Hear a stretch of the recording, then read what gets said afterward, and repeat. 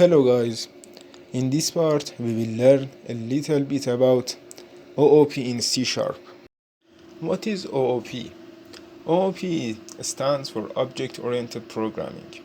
Procedural programming is about writing procedures or methods that perform operations on the data, while Object Oriented Programming is about creating objects that contain both data and methods.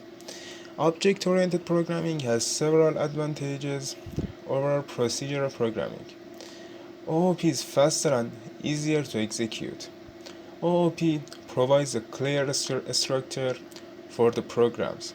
OOP helps to keep the C# code dry and makes the code easier to maintain, modify, and debug.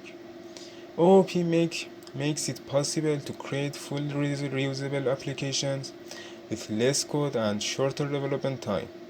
Tip: the don't repeat yourself principle is about reducing the repetition of code.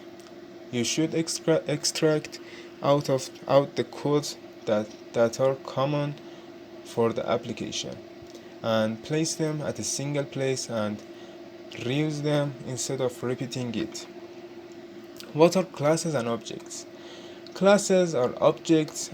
Classes and objects are the two main aspects of object-oriented programming.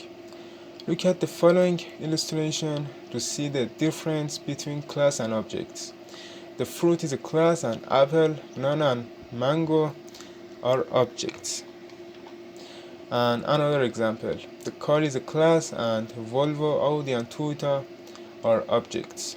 So, a class is a template for objects, and an object is an instance of class.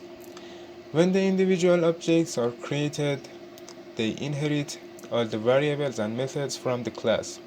So, we will learn much more about classes and objects in the next chapter.